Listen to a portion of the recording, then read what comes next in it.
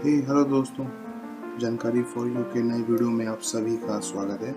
तो आज मैं अपने वीडियो में ये बताने चल रहा हूँ कि कैसे आप अपने ब्लॉग आर्टिकल को टॉप 3, टॉप 5, टॉप 10 या पहले पेज पे रैंक करा सकते हैं। और ये वीडियो उनके लिए बहुत इम्पोर्टेंट हो जाती है जो ब्लॉगिंग शुरू करना चाहते हैं या ब्लॉगिंग ऑलरेडी कर रहे हैं पर ब्लॉगिंग में नए हैं। तो इस जानकारी को जानने के लिए इस वीडियो के अंत तक जरूर बने रहिए और वीडियो अच्छा लगे तो सब्सक्राइब और लाइक जरूर करिए।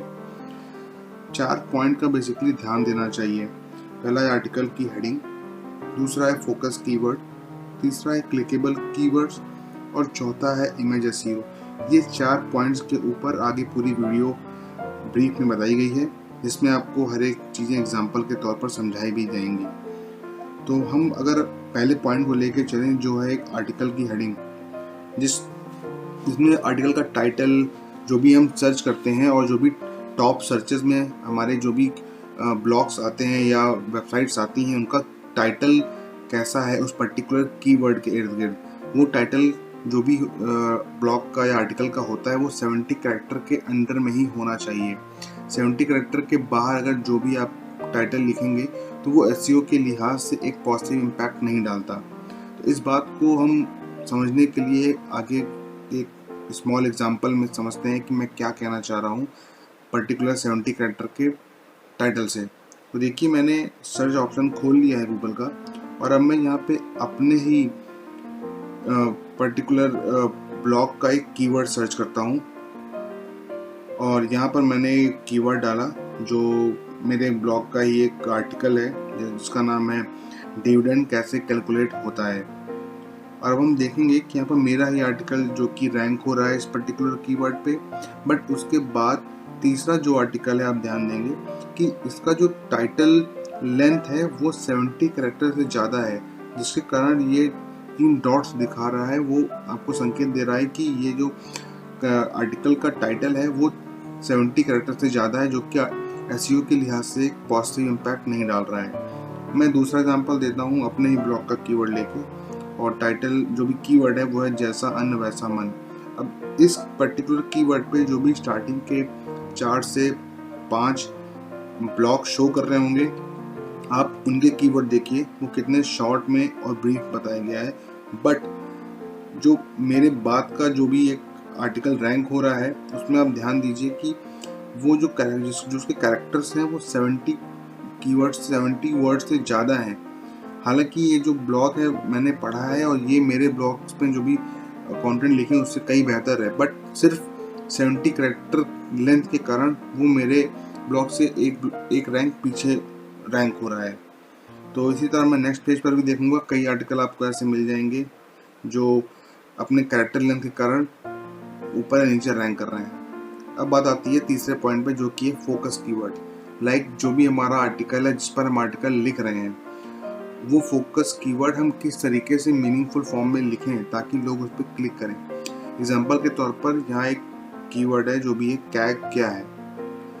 ये भी मेरे एक ब्लॉग का ही एक कीवर्ड है, और अगर मैं वहीं देखूं कि कैग क्या होता है पूरी जानकारी हिंदी में पढ़िए तो usually psychological point of view से भी मैं दूसरे टाइटल पर ही क्लिक करूंगा, ना कि ऐसे टाइटल पर जो शॉर्ट में लिखा हो।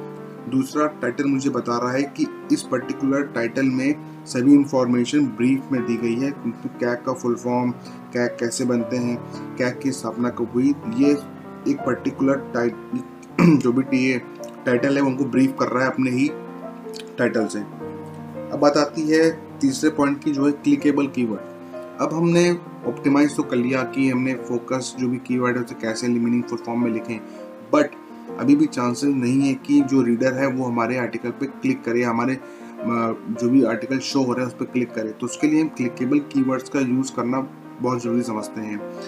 क्लिकेबल कीवर्ड्स वो होते हैं जैसे टॉप 5, बेस्ट, फास्ट, इमीडिएट।